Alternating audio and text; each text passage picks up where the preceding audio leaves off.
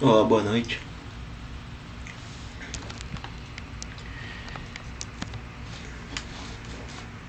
Vocês estão me escutando? Boa noite, sim, já. Boa noite. Acho que vocês já viram que eu não sou o professor Paulo Schneider, né? Eu tô aqui com a conta dele porque eu não consegui fazer uma conta nem no Moodle, nem aqui no mconf. Então eu vou usar a conta dele até eventualmente eu conseguir passar a disciplina pro meu nome. Eu sou Julian Hunt. Prazer a todos. Boa noite. Tem um chat aqui, tô me acostumando aqui com a mconf. No momento tem uns 18 pessoas participando. Acho que vamos esperar aí até uns 2 minutos depois a gente começa a aula para também não perder o tempo de todo mundo. O título da disciplina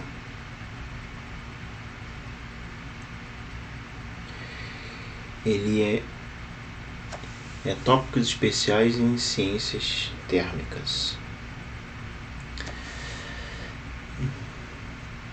Mas a aula em si ela está mais focada em armazenamento de energia, né? Que tem essa aula, ela estava disponível para ser utilizada e foi a forma prática que o professor Paulo achou da gente abordar um assunto novo, não uma eletiva. Não, teria muito trabalho, muito esforço criar uma disciplina chamada de armazenamento energético, né? Então usou esse nome que já existe para dar uma aula sobre armazenamento energético. Então, na verdade, o que vocês vão aprender aqui nessa disciplina é armazenamento energético. Então, como somos 55 alunos, né, nessa disciplina, nessa aula, acredito que vai demorar um pouco de tempo para todo mundo entrar. Provavelmente não vai todo mundo entrar nessa primeira oportunidade, primeira aula introdutória. Vamos ver quantos alunos entram.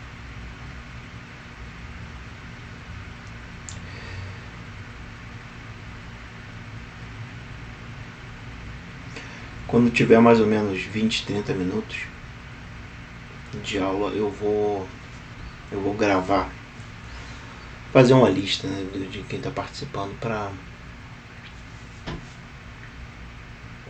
ter esse dado passar para o professor.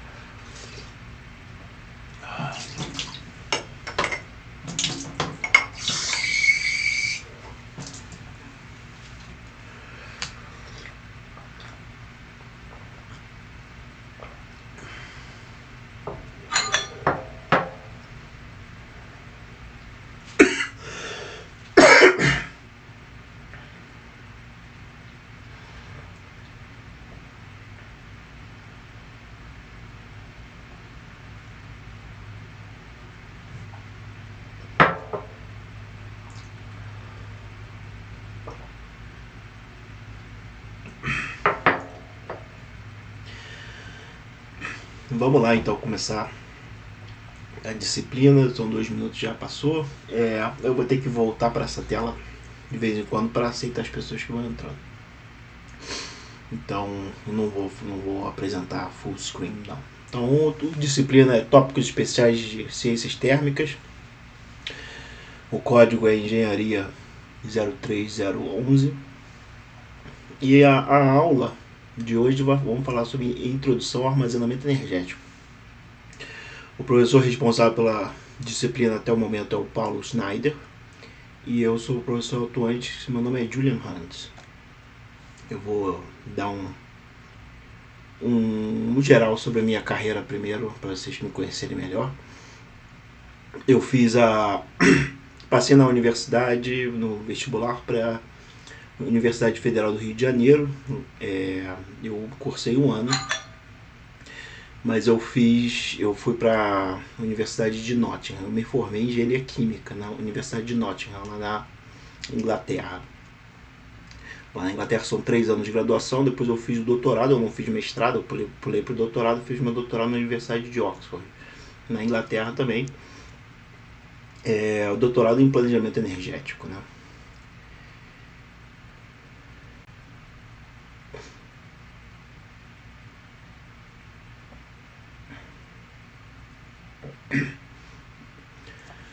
Hoje eu estou apresentando aqui um pouco minha experiência. Experiência de trabalho, eu fiz um estágio na Organização das Nações Unidas, na UNIDO, lá em Viena. Eu fiz um pós-doutorado na COP UFRJ, de 3 anos. Eu fiz outro pós-doutorado na Comissão Nacional de Energia Nuclear, lá no Rio de Janeiro, de 1 ano. Eu fiz mais uns 3, 4 anos de pós-doutorado no International Institute for Applied Systems Analysis, lá na Áustria, em Viena. Eu continuo pesquisando, agora não sou mais pós-doutorando, sou pesquisador desse instituto de pesquisa. E eu estou como professor visitante do PROMEC, que é o Programa de Pós-Graduação de Engenharia Mecânica da URGS. Estou com uma bolsa do PRINT, uma bolsa de estudos, e o meu orientador é o professor Paulo Schneider, então eu estou aqui dando suporte para ele. O IASA, ele é um Instituto Internacional de Applied Systems Analysis, né? Eu vou só aceitar alguém que entrou aqui.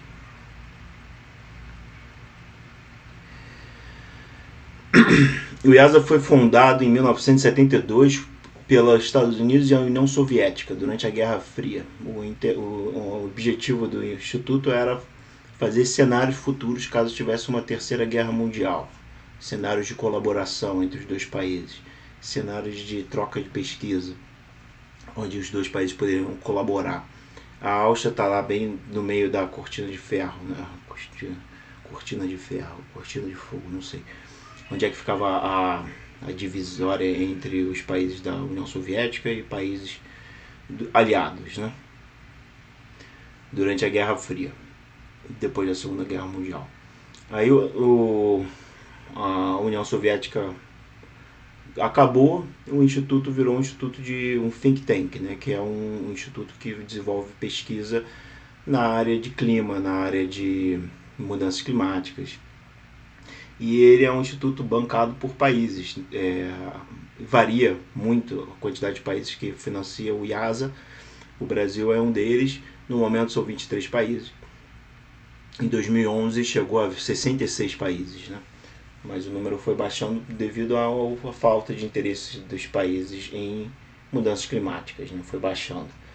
Talvez agora volte a aumentar. Não sei, é uma coisa bem cíclica essa questão de adesão às mudanças climáticas.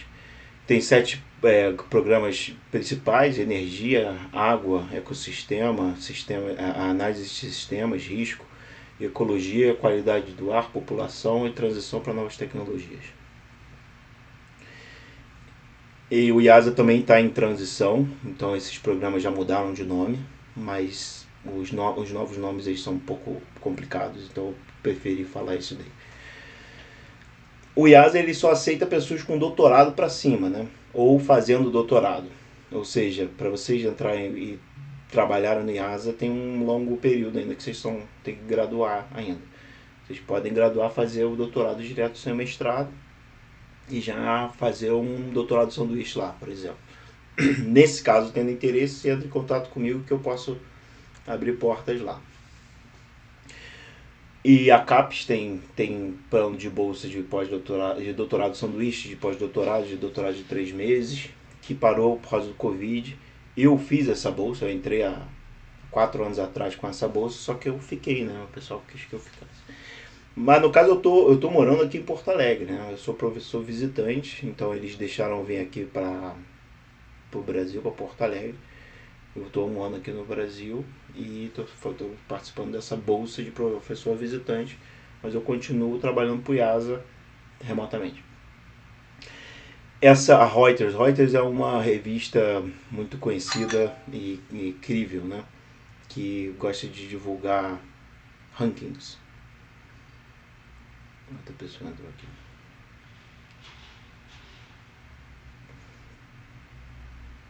E nesse caso, esse ano, o K1, que é o meu chefe do programa de energia, ele foi nomeado a pessoa mais influente no clima, na questão climática do mundo em 2020. Ele é um dos diretores do IASA. Eu trabalho para ele. E isso é muito legal.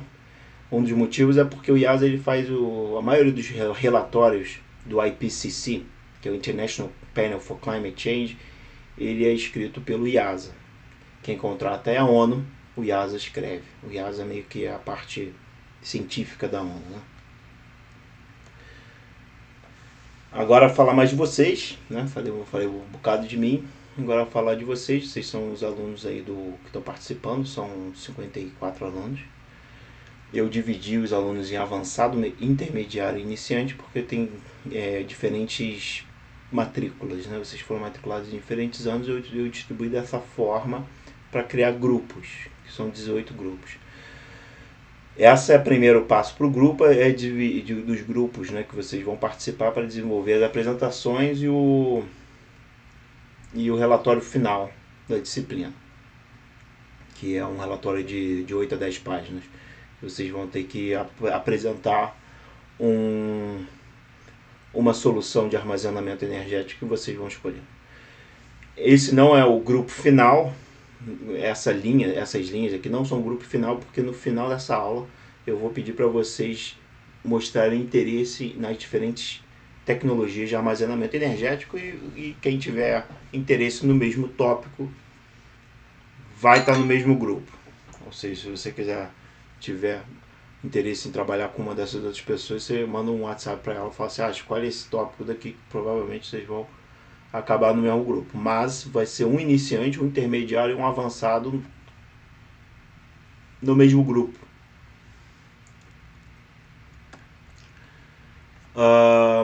Então, os tópicos já estão no conteúdo programático, basicamente tecnologias de armazenamento energético e algumas questões mais de regulação, de planejamento no final. Eu deixei essas mais para o final porque vocês vão ter mais tempo para apresentar o projeto que vocês têm sobre as tecnologias, né? E aí vocês vão ter esse tempo final para preparar esse relatório final. Claro que vocês podem preparar durante a disciplina como um todo, né? Tem mais alguém aqui? Ô professor, se tu botar ali pra lembrar a escolha, ele não aceita automático depois? Aonde? Que ali quando tu foi aceitar, as pessoas tinham ali um quadradinho, uma caixinha pra marcar Remember the Choice. E aí aceita automaticamente? Eu não sei, talvez. É melhor, né? Porque realmente atrapalha, né? Mas obrigado, Francisco. Vou apertar na caixinha. É a primeira vez que eu uso aqui o MConf, mas muito obrigado aí pela... Alguma pergunta até agora? Sim, vamos falar sobre os critérios de avaliação, depois a gente faz pergunta, né? Vamos. A proposta, os critérios de avaliação, o que tem na proposta do plano de ensino, era o plano de conclusão de disciplina, a gente teria notas de trabalho regulares durante a aula e teria a vídeo apresentação no final. Só que como são muitos alunos, né, e seria difícil de a gente fazer uma gestão desses alunos, a gente resolveu, eu sugeri ao professor e acatou a proposta de transformar essa média de notas de trabalhos regulares solicitados em aula para a videoapresentação no final da disciplina. Nesse caso, eu teria que confirmar com vocês, se alguém não tiver de acordo com isso, porque como eu propus no plano de ensino, se alguém não tiver feliz, não tiver de acordo, quiser fazer prova toda a aula, umas provas, algumas questões, tudo bem. Se não tiver interesse, a gente continua com esse novo critério de ter 2 avaliações. Agora eu vou dar mais detalhes sobre essas avaliações. Tem alguém que apertou aqui. Agora eu vou remember the choice. Ótimo. Perfeito.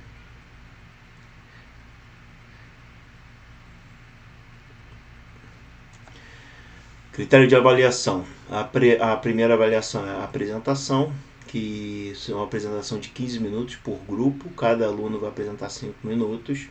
E são 5 minutos de pergunta de todos os alunos e minhas, né? 40% da nota da disciplina. As apresentações serão no dia 8 de novembro, 15 de novembro, 22 de novembro.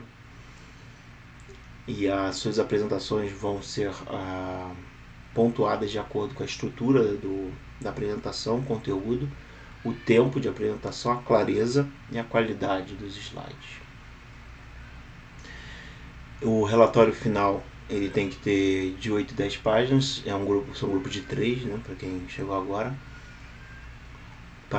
E isso resulta em 60% da nota. Os relatórios têm que ser entregados até dia 8 de novembro.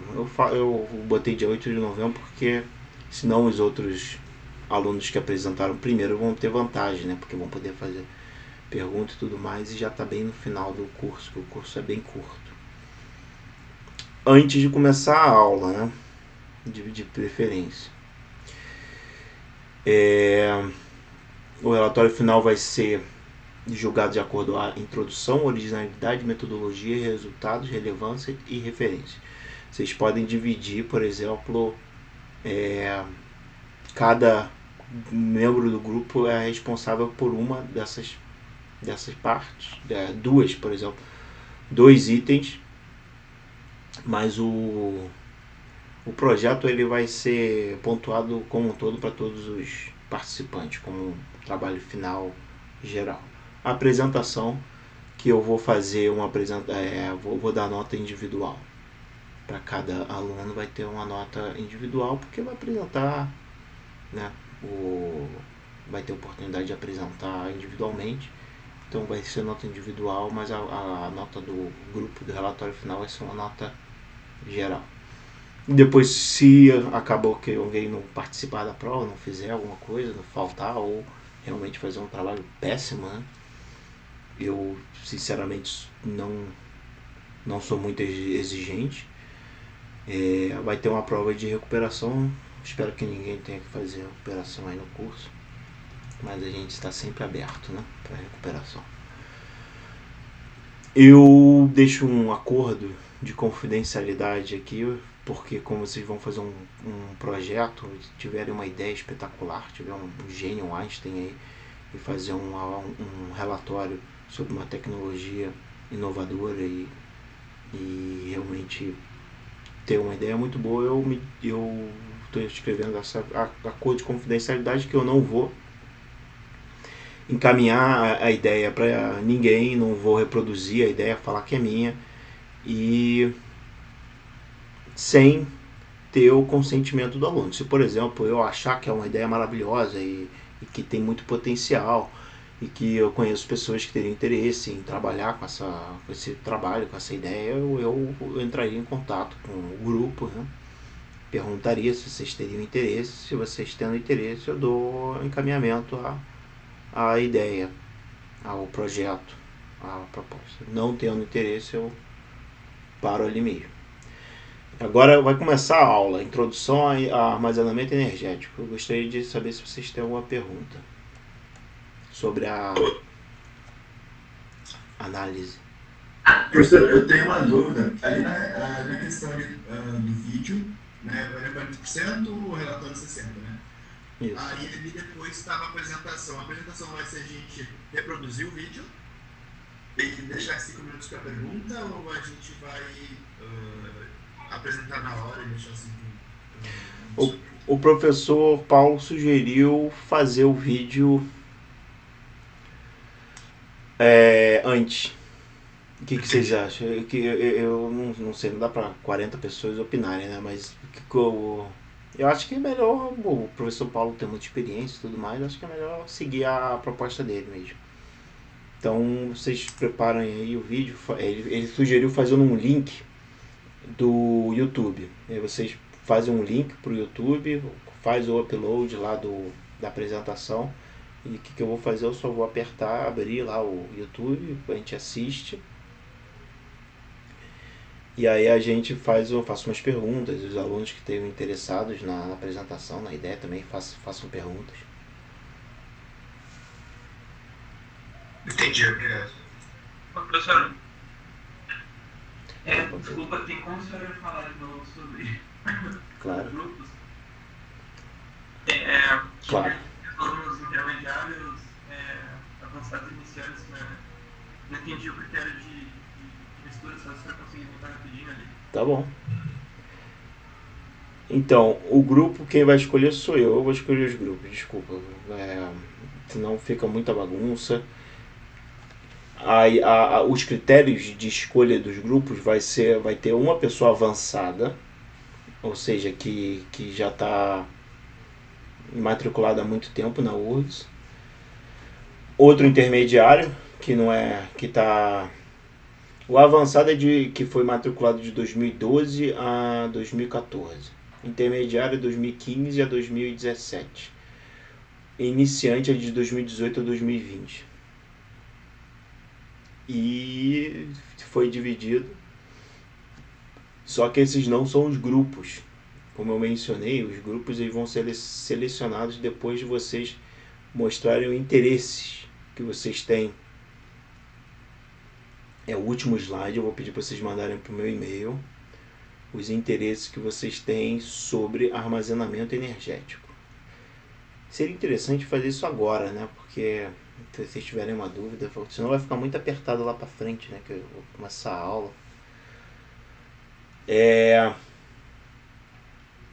Então, os assuntos que eu tenho aqui, né, nesse slide são hidroeletricidade, porque hidroeletricidade tem armazenamento, no caso no Brasil armazena uma quantidade enorme de energia, né? Então tem hidrelétrica, usina hidrelétrica reversível, que é o pump storage, outras formas de armazenamento mecânico, energia mecânica, por exemplo, pode ser gravidade, armazenamento com energia cinética, de rotação, várias outras tecnologias. Tem bateria, tem hidrogênio, tem armazenamento térmico, tem biomassa e biogás, ultracapacitores, combustíveis fósseis.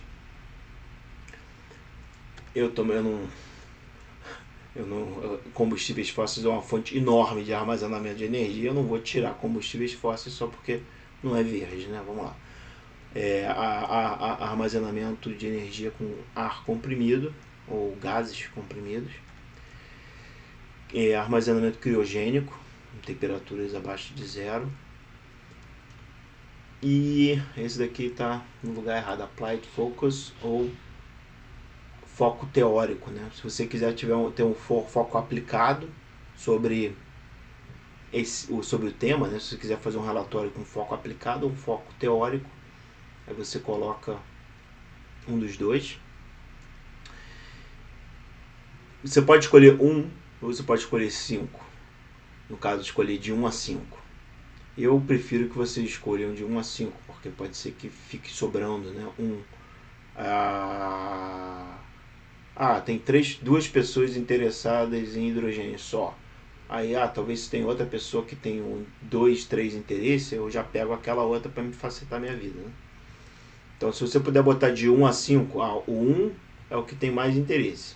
O 5 é o que você tem menos interesse dos 5. Os outros que você não tem interesse, tu não bota nada, né? Ou seja, se você só tem interesse em hidrelétrica, tu vai botar 1, mas aí vai dificultar a minha vida. Aí você vai botar então um que tem interesse em bateria, hidrogênio, térmica e biomassa. Aí os outros você não precisa colocar mais nada, se você não tiver interesse. Isso aqui é para tecnologia, né? Tecnologia. Agora, para aplicação, né, dessa tecnologia, que é armazenamento na rede, armazenamento off-grid, ou seja, descentralizado, para transporte, para smart grid, gestão de demanda energética,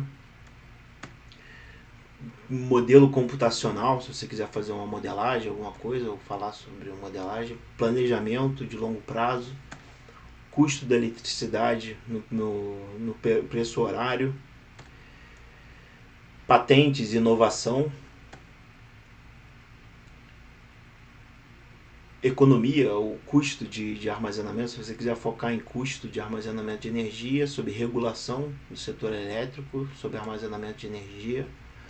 Não é só elétrico não, é energia também, né? Energia é calor numa indústria, você estiver gastando, queimando gás natural ou lenha, você pode armazenar o calor também, não precisa ser só eletricidade. E é essa questão do foco. Então são 3 perguntas: a tecnologia, a aplicação e o tipo de abordagem.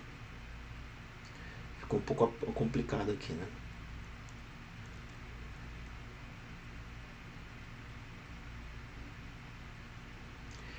Qualquer coisa que vocês responderem aqui, eu mato no peito aí e faço uma proposta de grupo, né? É porque é sempre bom ter um grupo de pessoas que querem falar sobre o mesmo assunto, né? Já resolve esse problema, né? Imagina, você junta 3 pessoas que querem falar sobre assuntos diferentes, não ajuda. Vocês poderiam responder, colocar esses assuntos que vocês que eu acabei de abordar aqui de 1 a 5 e a aplicabilidade e mandar para mim por e-mail? Por favor. Seria bom fazer isso agora para... Professor, você poderia encaminhar por e-mail, tabela? Porque... Tá bom. Porque daí acho que facilitaria, eu não tenho nada disponível. Tá bom. Mas nesse caso eu vou ter que mandar mais tarde. Eu mando agora, então. Vou mandar essa tabela. Se não, talvez eu tenha publicar no Moodle, o PowerPoint, não sei, o Excel, e fica fácil.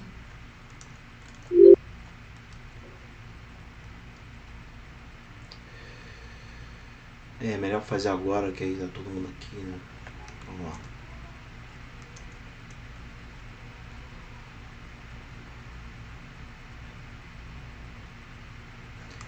Desculpa, eu deveria ter feito isso antes. Acho que eu fiz isso.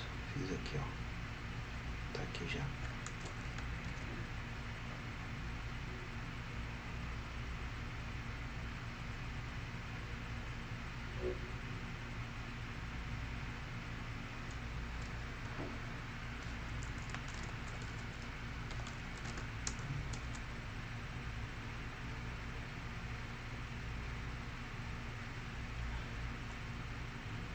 Eu vou deletar essas outras aqui.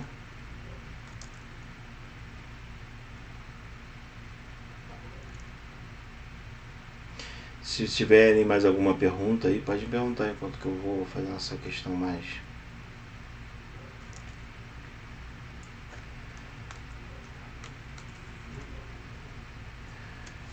Ai, acabei deletando coisa errada. Professor, Opa. boa noite. Eu tenho uma pergunta, mas ela não tem muito a ver com a matéria em si. Tá bom. Minha dúvida é o seguinte: eu acredito que a cadeira que você não ofertava só alunos da engenharia mecânica, né? No momento sim. Pois é, eu tenho vários conhecidos na engenharia de energia que tem um currículo bastante similar, especialmente nessa parte técnica, que eu comentei com eles da cadeira, eles demonstraram bastante interesse. Legal. Assistirem delas. Eu vou perguntar pro professor Paulo, acredito que não tenha problema não. Beleza, obrigado. Beleza. Eu que agradeço. Então, introdução ao armazenamento energético. Aí aperto aqui, editar. Entra com o login do professor Paulo. Ativar a edição. Editar. Editar tópico.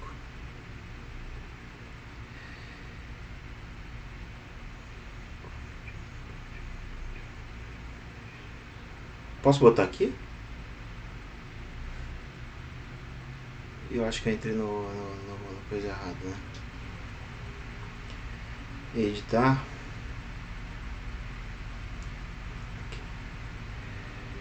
Esconder, editar tópico, realçar. Eu acho que tu tem que pôr e adicionar um recurso. Ah, é verdade. Que eu acho que ele vai estar só mudando o nome do. É verdade. Desculpa.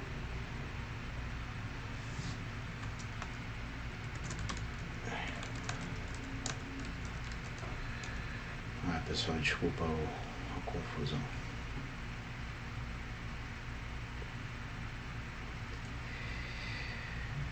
Eita. Vamos lá, aulas.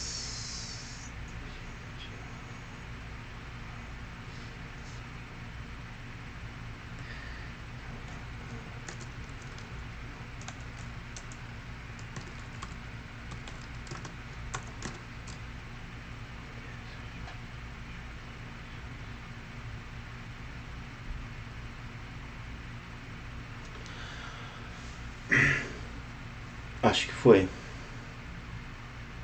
Tem que salvar? Salvar e voltar ao curso. Salvar e mostrar. Salvar e voltar ao curso. Apareceu aqui já. Ah, obrigado. Desativar isso. E vocês me mandam por e-mail?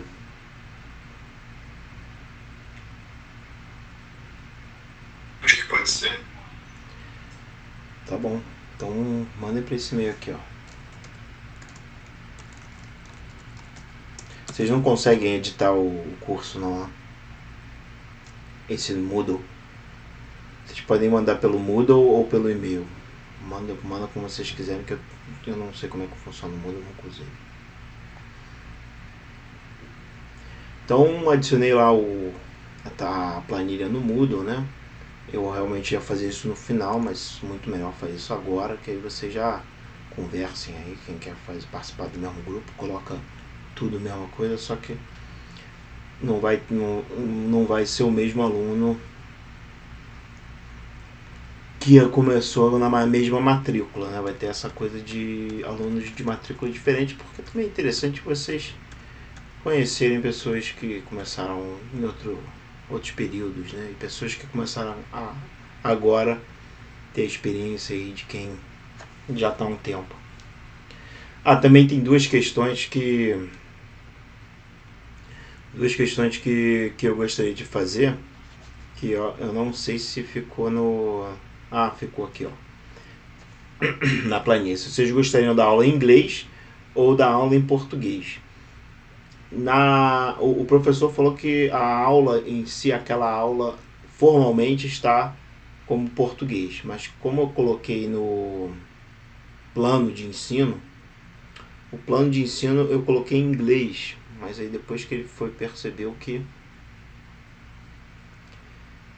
aulas serão ministradas em inglês, mas isso não foi previamente aceito e tudo mais, então tem a possibilidade de a aula está em português formalmente, mas nesse plano de ensino eu coloquei em inglês.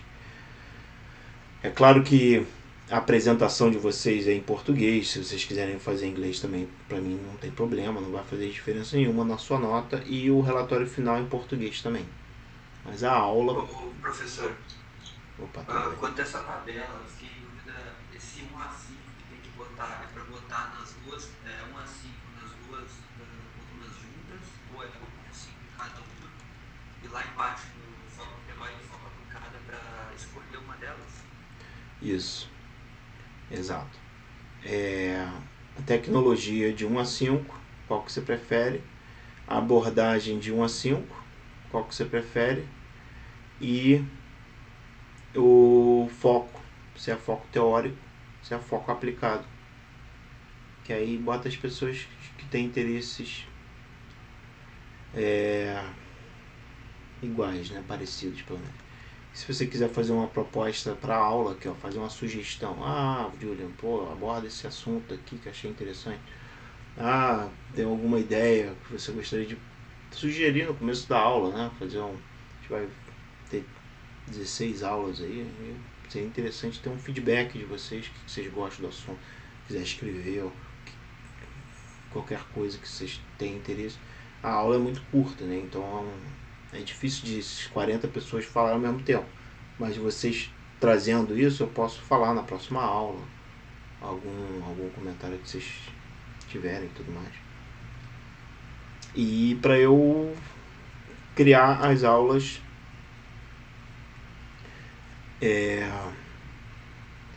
e criando a aula de acordo com o interesse de vocês, né? Então, a aula começa agora, a gente tem mais 1 hora aí, um pouquinho menos, 15 minutos. Vou falar rapidinho sobre a introdução ao armazenamento de energia. Quais são as necessidades, né? Por que a gente tem armazenamento de energia?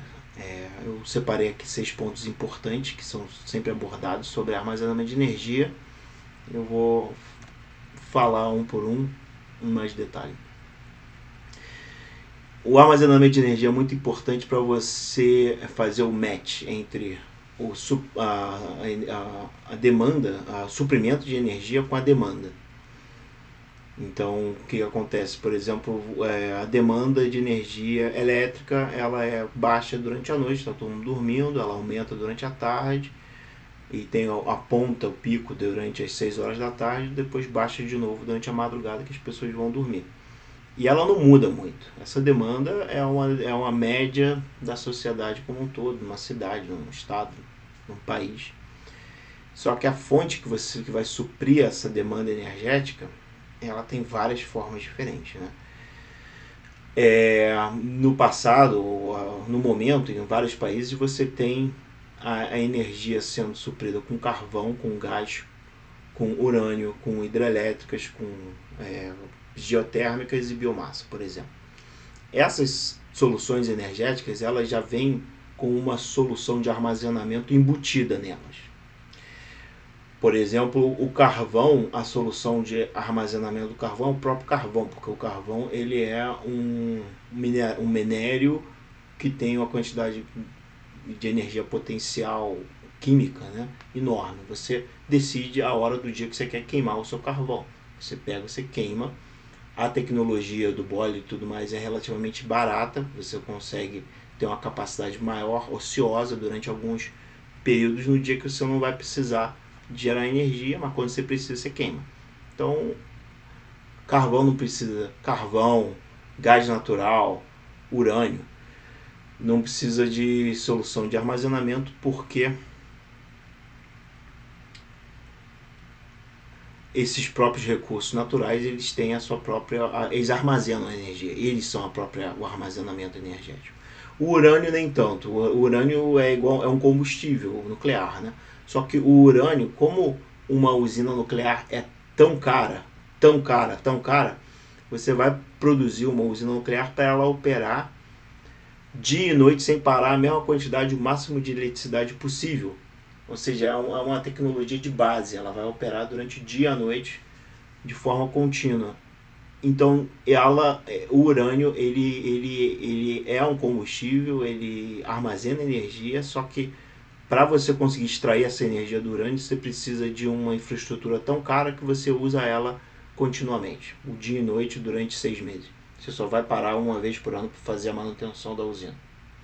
Então, o urânio, no caso, precisa de armazenamento de energia. Não é uma solução que provê essa armazenamento de energia por si só. As hidrelétricas com armazenamento, com um reservatório grande, elas armazenam energia no próprio reservatório. O reservatório pode armazenar 6 meses, 2 anos de água. Tem reservatórios enormes, plurianuais, tem capacidade de armazenar água durante 1 ano, 2 anos. Tem reservatórios menores, de 1 semana, 1 mês, 6 meses e tudo mais. Então, hidrelétricas com reservatório, elas têm a sua própria capacidade de armazenamento embutida nela. A geoterma, a geração geotérmica é parecida com o do urânio. Para você conseguir gerar, é cara a infraestrutura. Então, quando você instala esse tipo de solução, você usa o máximo possível. A biomassa é parecida com os combustíveis fósseis. Você de certa forma, queima quando você quer. Só que não é tão assim, porque você, normalmente, quando está tratando de biomassa, você tem o período de colheita, né? E aí, você está com aquela biomassa enorme do seu lado, você tem que queimar na hora que você tiver. Então, não tem muito como controlar a quantidade de biomassa. Então, esses são os recursos naturais que a gente vem trabalhando no passado, né? O carvão e o gás têm uma flexibilidade operacional grande. A hidrelétrica também. O que tem a maior flexibilidade é o gás e a hidrelétrica. O carvão, ele é caro e normalmente ele opera na base também, como o urânio e a energia geotérmica. Então, os mais flexíveis é o gás e a hidrelétrica, o carvão é um pouco flexível, o urânio e a geotérmica, eles são inflexíveis, eles geram na base, né?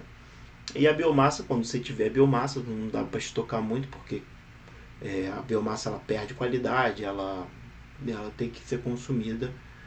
É difícil de armazenar a biomassa, e então você consome ela quando você tem a colheita, né? A gente vai falar de cada um desses mais em detalhes durante o curso. Hoje, a gente está mudando para um mundo mais sustentável. A gente está inserindo energia solar, eólica, de maré e energia de geração hidrelétrica a fio d'água, sem reservatório, né? A água entra no reservatório e já sai pela turbina gerando hidroeletricidade. Por exemplo, as usinas lá na Amazônia. Por exemplo, a energia solar ela vai gerar quantidade de energia equivalente a quanto de radiação solar vai ter na placa solar. A energia eólica, quanto de vento você tiver naquele momento, né? Então, e a de corrente e a geração hidrelétrica fio d'água, elas geram quando chove. Por exemplo, uma semana que choveu, você vai gerar muita energia, mas você vai parar de gerar quando parar de chover. A corrente também. Você pode ter uma corrente com frequência alta, mas normalmente essa tecnologia de corrente ela é aplicada para tides, né? Para de maré alta, maré baixa, ela gera mais eletricidade. Então, são fontes intermitentes de geração. Essas fontes intermitentes que estão entrando muito na matriz energética, elas precisam de solução de armazenamento energético.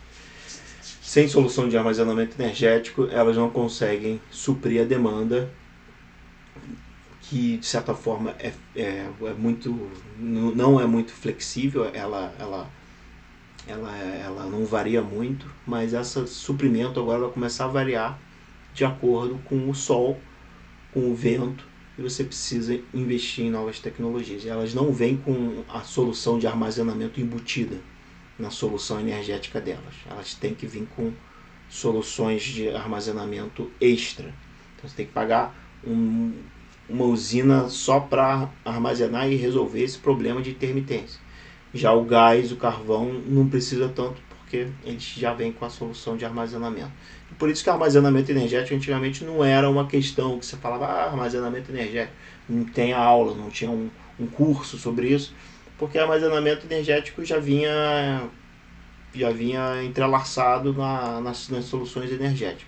Agora não, agora tendo painel solar, a gente vai ter que ter uma solução mais robusta de armazenamento energético. Outra necessidade de armazenamento energético é para reduzir custos de transmissão. por exemplo, de transmissão de geração elétrica. A geração elétrica, quando você gera eletricidade, você tem que ter um consumo exatamente acontecendo no mesmo momento que aquela energia é gerada, porque a eletricidade ela viaja na velocidade da luz, então gerou em um lugar, tem que ser consumido no mesmo instante em outro local. O Brasil tem um dos sistemas de transmissão maiores do mundo, né? E você, por exemplo, aqui em Porto Alegre vai estar consumindo eletricidade talvez gerada em Belo Monte, que está a mais de 2.000 km de distância, com esse sistema de linha de transmissão muito grande, bem bolado. A solução de armazenamento energético, por exemplo, seria muito interessante você colocar em São Paulo, no Rio de Janeiro, em locais com muita demanda de eletricidade durante o dia. Por quê? Porque durante a noite, quando a demanda do sistema interligado nacional ele abaixa, o que acontece é que esse sistema todo de transmissão ele para de operar, ele fica ocioso, né? Ele dorme. Basicamente as linhas de transmissão elas não transmitem tanta eletricidade porque de noite está todo mundo dormindo. Mas para você não precisar ter que construir outra linha de transmissão, mais linhas de transmissão, para você poder transmitir mais energia durante o dia, você pode continuar transmitindo durante a noite, ou seja, utilizar ela mais durante a noite, para você não precisar aumentar a capacidade de transmissão durante o dia.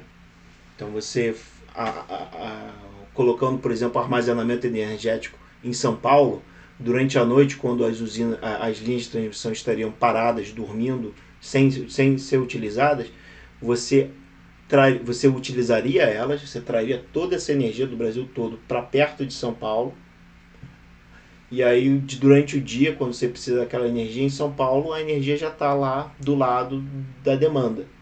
E aí você consegue otimizar esse sistema de linha de transmissão todo, porque você vai usar ele durante a noite, que antigamente ele dormia e não podia usar. Então essa possibilidade é uma alternativa muito importante para o armazenamento energético. Outra possibilidade é armazenar eletricidade perto da geração. Por exemplo, a região Nordeste tem muita energia eólica e já está chegando um ponto que momentos, por exemplo, final de semana, quando a demanda de eletricidade no Nordeste reduz, eles têm que transmitir essa eletricidade toda para o Sudeste e a capacidade de transmissão já está chegando no limite. E particularmente durante a noite, porque durante a noite você tem uma geração eólica muito grande e não tem demanda, né? A demanda baixa, tanto no Nordeste quanto no Sudeste, e então não tem como transmitir, não por falta de transmissão também, por falta de demanda, né? Então você armazenando perto das usinas eólicas e solares, você consegue diminuir esses gargalos de transmissão. Por quê? Porque você vai estar gerando durante um momento muita energia que você não consegue transmitir. Então, em vez de transmitir, você armazena para quando a linha de transmissão tiver capacidade ociosa, você aproveita essa capacidade ociosa e você transmite a energia que você gerou. Então, tem duas opções. Uma é armazenar energia perto da geração eólica e solar ou perto da demanda. São duas opções muito interessantes. Perto da demanda, normalmente vai ser suprido com bateria, né? Você vai botar uma bateria num supermercado, num hospital. Essas baterias elas vão ser utilizadas ao invés de geradores. Gerador a diesel. Em vez de você comprar um gerador a diesel, você vai comprar uma bateria. E a sua bateria você vai armazenar eletricidade fora da ponta, que é um preço mais barato. E aí você vai utilizar essa eletricidade durante a ponta. Ou seja, durante a noite, quando a eletricidade é mais barata, você carrega a sua bateria. E durante o dia, quando o custo da eletricidade vai ser maior, quando você está na ponta, que o custo da eletricidade aumenta muito, você gera eletricidade. Essa questão dos geradores era na parte de distribuição. Eu pulei um pouquinho aqui no slide. Então, basicamente, na distribuição você tem a possibilidade de armazenar energia descentralizada. Por exemplo, você tem painéis solares na sua casa, você bota uma bateria na sua casa, você vai gerir a sua própria eletricidade, você não vai precisar nem pagar a CE, né, para suprir eletricidade para você. Você consegue suprir suas próprias demandas energéticas se você tiver, por exemplo, painel solar com bateria na sua casa.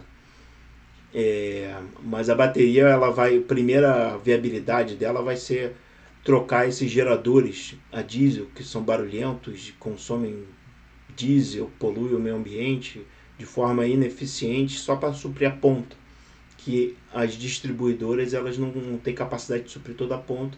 Então, por exemplo, supermercado, shopping center, hotel, hospital, todos eles têm seus geradores e geram durante a ponta. Isso vai virar o passado, em vez de você ter gerador, você vai ter bateria armazenando fora da ponta para gerar durante a ponta. Serviços anticelares controle de frequência, controle de potência, carga, que são muito importantes. Também tem questão de você ter um blackout, uma usina para de gerar, você consegue tapar o buraco daquela falta de geração, uma linha de transmissão cai um raio, uma tempestade, cai a própria linha de transmissão. Você consegue fazer um backup de energia para você não ter um blackout. Então, esses tipos de serviços são muito importantes e as baterias elas suprem essas demandas instantâneas muito bem. Particularmente quando no Brasil a gente faz esse balanço de frequência com usinas hidrelétricas com uma queda alta, que consegue aumentar e diminuir a geração hidrelétrica muito rápido. Você consegue... Por quê? Porque a queda é alta, a pressão, a turbina é muito grande, você consegue controlar a rotação. É o que se chama spinning reserve. Eu vou falar mais detalhes lá para frente na aula. Esse spinning reserve ele gasta mais ou menos 10% da geração da usina hidrelétrica jogando fora constantemente energia. Caso você realmente precise daquela geração, ele vai aumentar a quantidade de eletricidade que é suprida para a rede para controlar a frequência. Então, desses 10% que é jogado fora constantemente, ele consegue usar essa energia para balancear. Com o armazenamento energético, você tem a vantagem que você não precisa jogar fora a energia. O que acontece? Você vai armazenando a eletricidade, energia. Quando você tem a carga baixa, você diminui a quantidade que você vai armazenar. Então você consegue controlar a frequência da sua rede dessa forma. Em vez de jogar fora a energia e diminuir a quantidade que você joga fora, aumenta a quantidade que você joga fora, você aumenta a quantidade que você armazena ou diminui a quantidade que armazena. Como o Brasil não tem nenhuma solução de armazenamento energético, a gente tem que ter a gente usa essa opção de jogar fora de potencial hidrelétrico, que é uma péssima ideia. Então, serviços ancilares para armazenamento energético também são super importantes. E no Brasil, particularmente, que não tem armazenamento energético, é uma solução que deveria já ter há muito tempo. Eletricidade de transporte é um movimento que está acontecendo em nível global. No Brasil já tem vários caminhões, ônibus elétricos, alguns pouquíssimos casos de carros elétricos. Só que, por exemplo, o caminhão elétrico agora não está fazendo sentido porque o custo da eletricidade no mercado livre está no máximo, né? O custo da eletricidade está muito caro. Você só vai economizar talvez metade do preço para você carregar o seu caminhão elétrico comparado com diesel, porque o custo da eletricidade está muito alto. Normalmente você economizaria 80%, 70% do custo de combustível. O custo de investimento para você comprar um caminhão elétrico é muito mais alto, mas o custo para você operar, rodar, é mais baixo. Mas não durante uma crise energética que a gente está agora no momento. Durante essa aula eu vou falar vários motivos da crise energética. A próxima aula até vai ser sobre a crise energética, para vocês entenderem mais sobre a crise energética e o que seria necessário para sair dessa crise energética e nunca mais voltar, né? Mas a gente está falando de carros agora, carros eletrotransporte. Você tem hidrogênio e bateria, são os mais importantes. Tem eletricidade, por exemplo, o metrô roda com eletricidade da rede elétrica, né? trem com rede elétrica, pode ser diesel, pode ser hidrogênio. Você fazer um trem com rede elétrica é muito caro, né? Você fazer uma linha de transmissão, você tem que é muito caro você fazer, então normalmente eles são a diesel. Agora vai ter trem a hidrogênio, mas também existem vários casos de países, por exemplo, União Soviética, tudo elétrico. A Alemanha agora tem caminhão nas highways lá da Alemanha, estão tendo, é como se fosse um trem-caminhão, né? Você tem um caminhão que roda com geração elétrica, você tem dirigíveis com hidrogênio ou com hélio. A Boeing está fazendo design de aviões elétricos.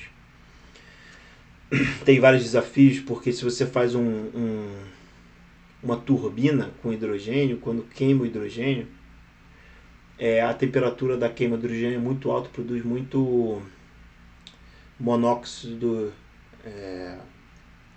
óxido de NOx, são nitrox,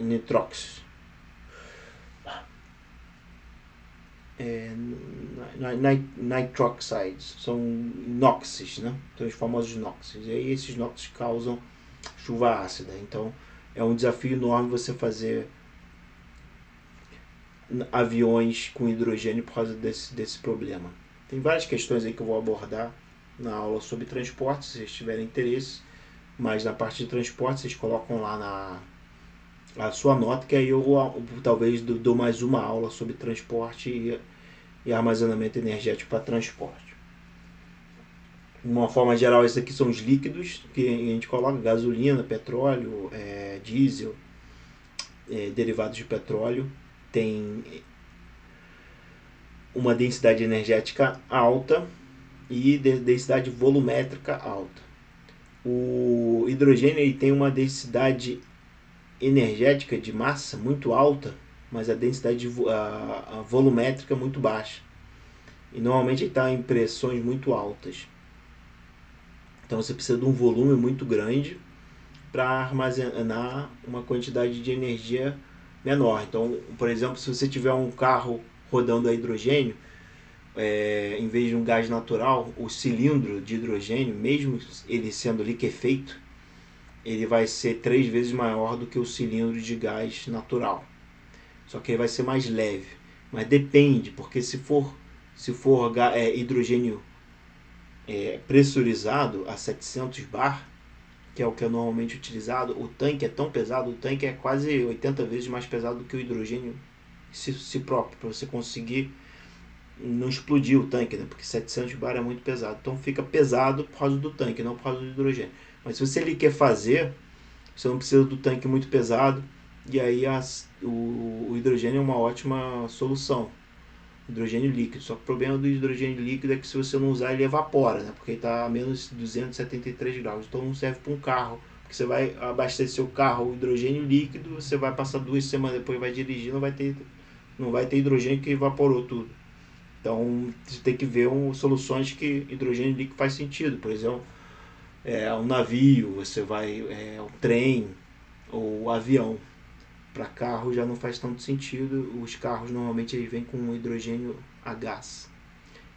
Também gasta muita energia você quer fazer hidrogênio. Para a bateria ela tem uma densidade energética muito baixa, muito baixa. Então o que acontece é que normalmente não faz sentido você comprar uma bateria para você dirigir mais de 500 km. Normalmente a bateria é para carros que você dirige 20, 50 km, 200 km. Se você quer um carro, a bateria para andar 500 km, já não faz tanto sentido, né? Eu vou falar um pouco sobre essa questão da bateria e hidrogênio mais para frente. Uma outra opção que estão desenvolvendo aí no mercado é você trocar a bateria, ou seja, a bateria está chegando no final, você entra numa estação, em vez de você abastecer gasolina ou abastecer hidrogênio, você troca a sua bateria, ele vai botar o seu carro num dispositivo que vai desaparafusar a sua bateria, tira a sua bateria gasta e bota uma bateria nova, e você já sai dirigindo mais 200, 300 km que for.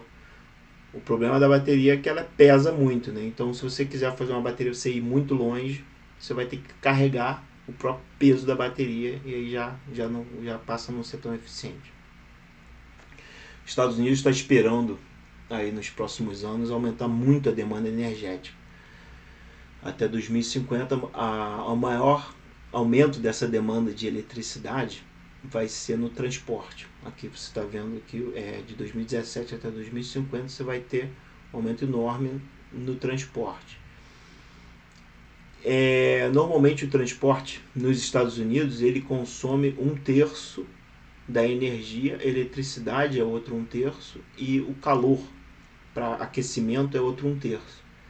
Só que o que acontece com o transporte é que o transporte com diesel, com gasolina, ele é muito ineficiente. Você gasta 1 litro de gasolina, você só usa 30% da energia que você queimou. Os outros 70% vai embora como calor pela exaustão do carro. Só que o carro elétrico, como a eficiência dele, por exemplo, de bateria é 90%, você consegue uma eficiência muito maior e você vai precisar de muito menos energia, porque você está sendo muito mais eficiente. Então, com um consumo energético para transporte muito menor, com baterias ou eletricidade, você consegue suprir a mesma demanda de transporte. Outra necessidade aí de armazenamento de energia, por exemplo, é o armazenamento térmico. Lá na Europa, muito utilizado, que é aquíferos.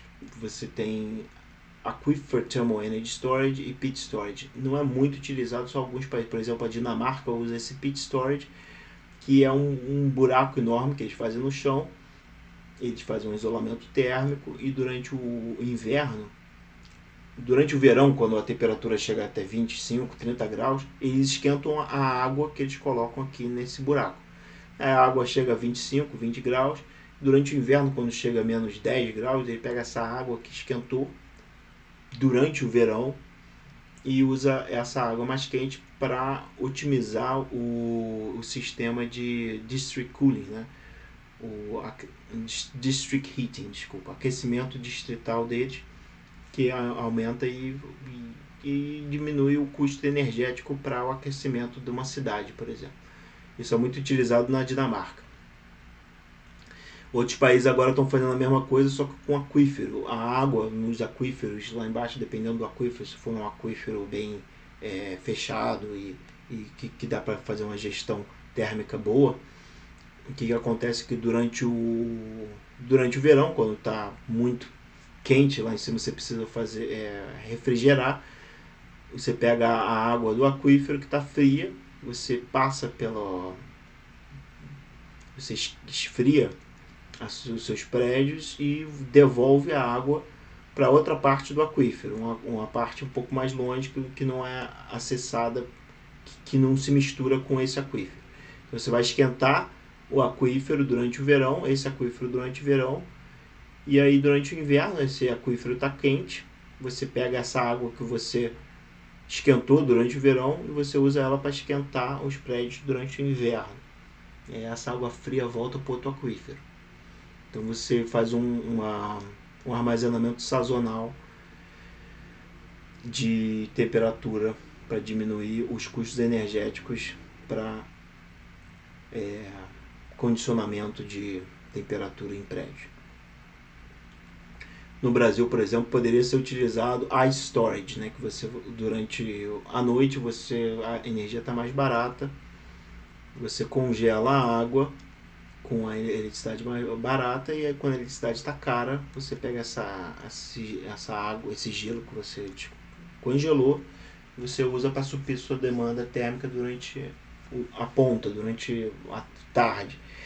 Isso não funciona no Brasil porque o custo da eletricidade durante o dia e a noite ele varia só 10%, 15%, muito pouco, porque a gente tem muita hidrelétrica com potência para gerar potência o quanto que a gente quiser, que é a forma que o nosso sistema foi planejado e opera, né? Então no Brasil isso não faz sentido. Faz sentido, por exemplo, no Japão, em países que tem muita usina nuclear que opera durante o dia e a noite sem parar, e que precisa de soluções de armazenamento de energia. Então, Japão, China, Estados Unidos, esses países que têm ou geração inflexível, como carvão e nuclear, ou fontes intermitentes, como solar e eólica, armazena quando tem abundância de energia e gera quando tem falta de energia. Gera frio nesse caso. Né?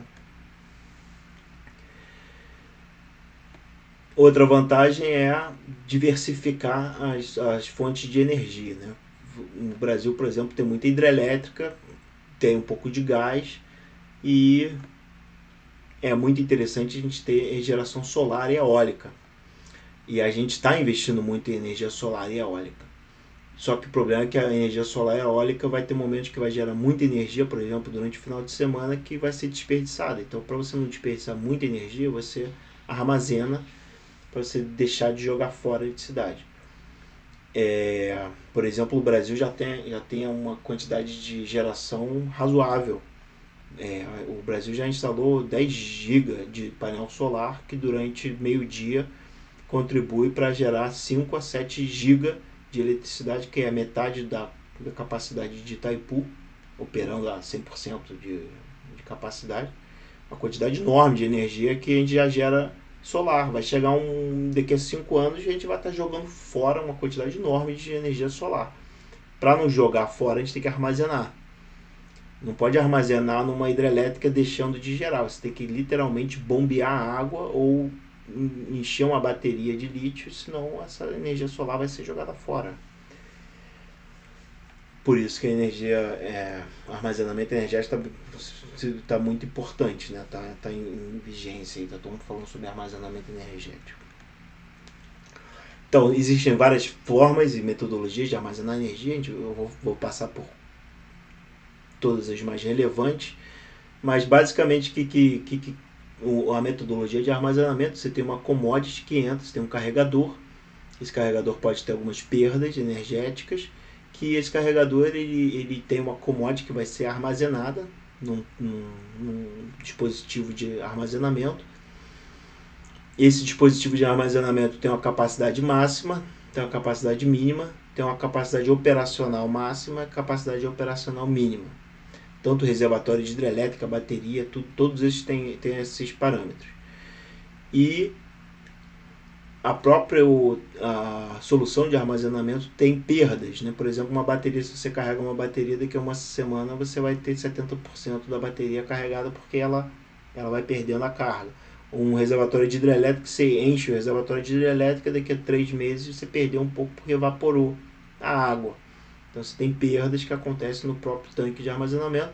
Depois, quando você for gerar energia, calor, frio, eletricidade, você tem que ter uma outra tecnologia que descarregue essa energia que você colocou e armazenou.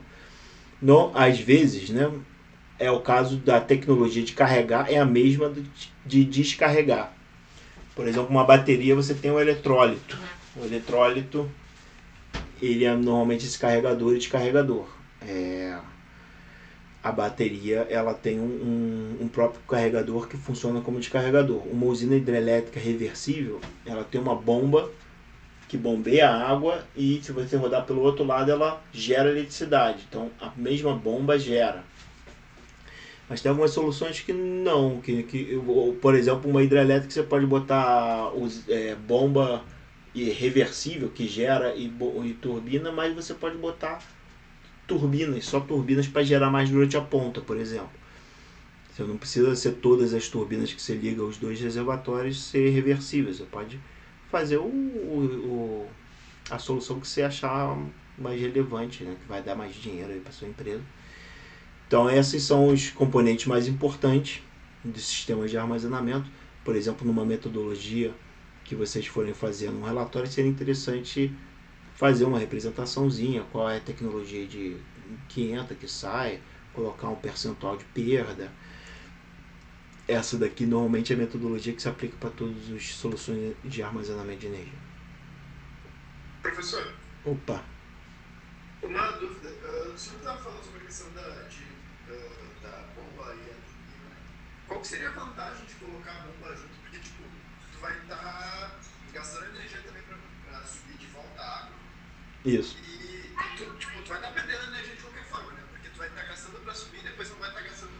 Vai. utilizando toda essa energia por DC. Exato. Qual que seria a vantagem de fazer isso? No Brasil não faz muita vantagem. Por quê? Porque, por exemplo, agora que os reservatórios estão vazios, você tem uma quantidade baixa de água para gerar nas hidrelétricas. E o custo da eletricidade chegou ao custo de déficit. No momento, o custo da eletricidade, o CMO, o custo marginal de operação do Brasil, é R$ 2.500 por megawatt-hora. Vocês pagam na conta de luz de vocês R$ 1.200 por quilowatt-hora, mas isso inclui os tributos, isso inclui a distribuição, transmissão e a geração. Todos esses custos é mais barato do que só a geração no momento, porque a gente está numa crise energética horrível.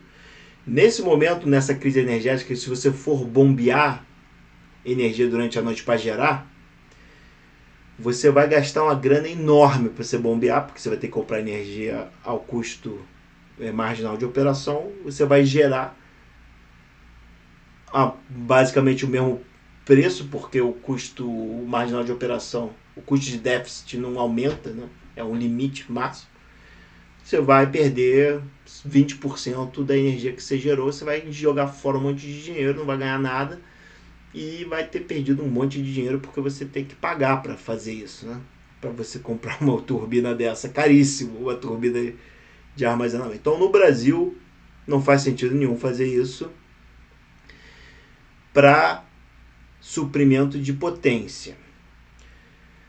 Por exemplo, na China, nos Estados Unidos, no Japão, faz sentido. Por quê? Porque a usina nuclear ela vai continuar operando dia e noite, e de noite a demanda não existe, então você bombeia, armazena durante a noite para gerar durante o dia. Você vai jogar fora 20% da sua energia, porque você vai jogar fora, porque você tem perda no seu sistema de armazenamento. Mas como o preço da energia durante o dia é 40% mais caro do que durante a noite, você ganha dinheiro fazendo isso, porque você compra a energia barata e vende energia cara. Você vai vender menos energia do que você comprou, porque você tem perda. Mas você ganha dinheiro porque a energia está mais barata, porque você compra barato e vende caro. No Brasil não faz sentido isso, por quê? Porque o Brasil já tem 120 gigas de turbina, de subestação, linha de transmissão, um monte de hidrelétrica, só falta a água, porque a gente está numa estiagem. Então, potência não é problema para o Brasil. O Brasil só vai fazer sentido fazer essas turbinas hidrelétricas para você, por exemplo, aumentar a capacidade de armazenamento de uma bacia inteira. Ou seja, você lá na cabeceira de uma bacia, durante um ano que choveu muito, você bombeia a água para um reservatório para armazenar durante 3, 4 meses. Aí o que acontece? Agora que está todo mundo custo de déficit, que a energia está R$ 2.500, o cara que fez esse projeto, ele vai pagar ele em 2 meses. Ele vai ficar muito rico. Por quê? Porque ele armazenou quando estava chovendo, quando tinha energia, quando estava barato. E aí quando o sistema deu ruim, ele está com o reservatório lá cheio e vai ganhar muito dinheiro. Ou seja, para o Brasil só faz sentido fazer esse tipo de armazenamento para a rede em larga escala, ou seja, com ciclo sazonal plurianual. Mas é lógico que faz sentido armazenamento em baterias, por exemplo, você colocar num hospital, numa coisa. Mas para a rede, e também faz sentido para você armazenar energia eólica e solar, perto da energia eólica e solar. Ou para você otimizar a linha de transmissão, como eu tinha mencionado na transmissão. Só que o problema da transmissão é que a transmissão não é tão cara. Às vezes faz mais sentido você construir a transmissão ao invés de você fazer uma solução de energia, porque como você falou, você vai perder energia armazenando. Então tem que botar na ponta do lápis para ver o que é melhor para o sistema como um todo, né? Isso é bem complicado. Muito boa pergunta. Mais alguma pergunta? A princípio não, obrigado. Falou. A gente vai falar isso nas próximas aulas, particularmente nessa de bombeamento. A aula de bombeamento, já publiquei uns 5 artigos sobre o assunto, eu tenho muito interesse. Então, diferentes tecnologias têm diferentes serviços, né? de armazenamento. Por exemplo, a bateria armazena de minutos a um dia de armazenamento. Aqui as soluções de bombeamento, normalmente os países, os Estados Unidos, ele não gosta de falar que você consegue fazer projetos de bombeamento a mais de uma semana, mas não é verdade. Tem vários casos, por exemplo, na Noruega, na Áustria, na Suíça, que tem projetos de bombeamento que armazena energia durante 6 anos. A Noruega tem uma usina com um reservatório enorme, que tem capacidade de armazenar 6 anos de água e energia. Então esse bombeamento pode chegar, é maior do que sazonal, o armazenamento sazonal chega a plurianual. O hidrogênio, por exemplo, você pode transformar a eletricidade em hidrogênio e armazenar em tanques de hidrogênio por 6 meses. Você tem soluções de ar comprimido que armazenam durante dias e semanas. Você tem soluções, por exemplo, para frequência, né? Para variações muito pequenas de tempo, por exemplo, supercapacitores ou volante de inércia que são mais utilizados para controle de frequência e potência. São serviços ancilares que eu tinha mencionado antes. Que no Brasil não é feito com soluções de armazenamento de energia, são feitos com jogar fora água em usinas com alta queda. Então, essas são as tecnologias, os serviços, armazenamento sazonal, intersazonal. A arbitragem seria comprar energia barata e vender cara. Postergar transmissão e distribuição, como eu tinha mencionado. Segmento de carga, ou seja, você balancear a carga na rede. Aí, esses aqui são mais serviços ancilares. Armazenar energia eólica, regulamento de tensão, regulamento de frequência, backup, para não ter armazenamento em sistemas isolados. Então, diferentes serviços e tecnologias, né? A gente vai falar sobre cada um deles mais em detalhes aí durante o curso. No momento, no mundo, a gente tem aí, isso aqui acho que é 2018. Em 2018 a gente tem 96% do armazenamento energético no mundo foi feito com usinas hidrelétricas, que ao invés de ter turbinas, tem uma turbina reversível, que funciona tanto para bombear quanto para gerar. Então ela armazena eletricidade. Algumas delas elas armazenam eletricidade e também geram. Se ela for construída numa hidrelétrica, que os dois reservatórios, um é conecta com o outro, você pode botar uma turbina que gera eletricidade. Quando não tem água para gerar eletricidade, ela pode ser utilizada para armazenar energia eólica, solar, qualquer motivo que você gostaria de armazenar energia. As outras tecnologias tem bateria. A bateria está crescendo muito e só na área de transporte é uma coisa louca. Está aumentando exponencialmente a quantidade de bateria. Hidrogênio também. Em 2018 não tinha nada de hidrogênio, mas hidrogênio já está crescendo. Esse CAES é Compressed Air Energy Storage, armazenamento térmico com sal para usinas de Concentrated Solar Panel, né? E essas tecnologias de armazenamento, elas têm que passar por essa curva, que é a curva de maturidade, né? A curva de maturidade, ela mostra basicamente quanto que você investir. Se você é uma empresa, você vai investir uma tecnologia dessa, qual é a chance de você investir nessa tecnologia e ganhar muito dinheiro, ficar rico, bombar a empresa. Primeiro começa com a parte de pesquisa e desenvolvimento.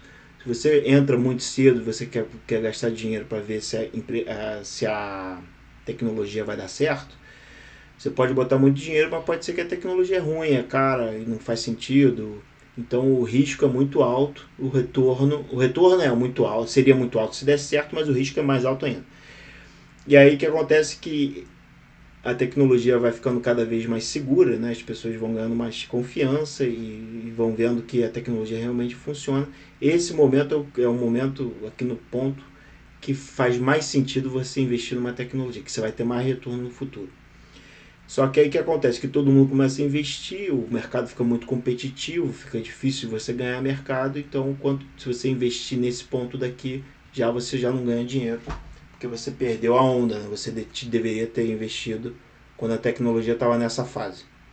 Quer dizer que esse gráfico é muito interessante para comparar a tecnologia no nível de maturidade para uma empresa decidir se investe ou não. Tem muita empresa de tecnologia que investe em tecnologia aqui. Tem empresa que trabalha mais na implementação, investe aqui. Tem empresa que já tá estabelecida e aí é difícil você competir com uma empresa já estabelecida no mercado. O custo do armazenamento energético está reduzindo exponencialmente nos últimos anos. A tecnologia com menor custo é armazenamento de lead acid, é uma bateria de chumbo ácido que é utilizado em carros, né? Não variou muito o preço nos últimos anos. Tem muitos carros com esse tipo de bateria, aquela bateria Moura, né, que a gente tem no Brasil. Pump storage, eles mencionam aqui que não é muito barato. Comparado com o custo. Eu vou dar mais detalhes sobre o custo, cada tecnologia diferente. Aqui, ó, o Lithium Ion Battery, a bateria de lítio, ela de 1995 até 2011, ela reduziu o preço vertiginosamente. O quanto maior a capacidade no mercado, né, quanto mais tiver a capacidade no mercado, menor o preço. Quanto mais indústrias, quanto mais mercado, mais pessoas comprando, menor o preço da tecnologia, né? Pode até ser uma tecnologia ruim, mas se está todo mundo comprando, o preço baixa. E aí nesse curso a gente vai dar detalhes sobre outras tecnologias. No caso, eu publiquei um artigo sobre armazenamento com areia, outro sobre armazenamento em piscina, de armazenamento energético em piscinas. Tem outras tecnologias que estão sendo propostas aí, eu vou falar sobre esses assuntos. E esse é o último slide que eu pedi aí para vocês fazerem essa análise, né, do que vocês querem dessa aula, o que vocês esperam, qual a tecnologia que vocês têm mais interesse e qual o interesse que vocês mostrarem vai resultar no grupo que vocês vão entrar, mas o grupo ele é feito de uma pessoa, né, experiente, uma pessoa que acabou de entrar no curso de engenharia mecânica e outro que intermediário, está aí no meio. Eu falei um pouco rápido porque tinha muitos slides aí, e para dar uma ideia geral boa aí sobre armazenamento de energia, queria saber se vocês têm mais alguma pergunta ou sobre a avaliação da aula.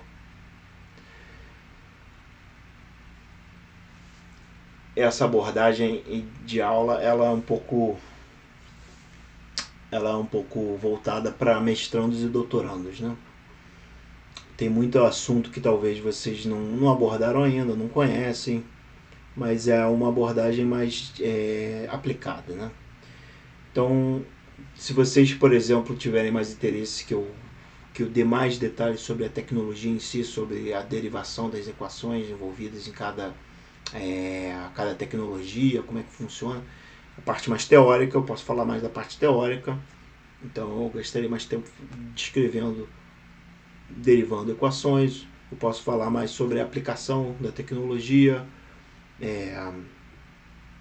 para que a tecnologia existe, por que quem investe, quem fabrica, por que, aonde, qual mercado.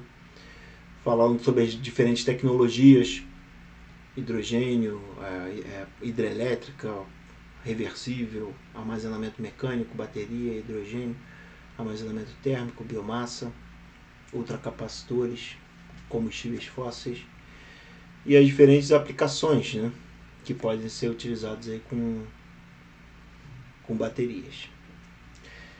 E também a questão da língua. Eu preferiria particularmente falar inglês. Eu eu sou muito mais profissional falando inglês. Eu morei 15 anos na Inglaterra, eu prefiro trabalhar em inglês. É isso aí, pessoal. Muito obrigado aí pela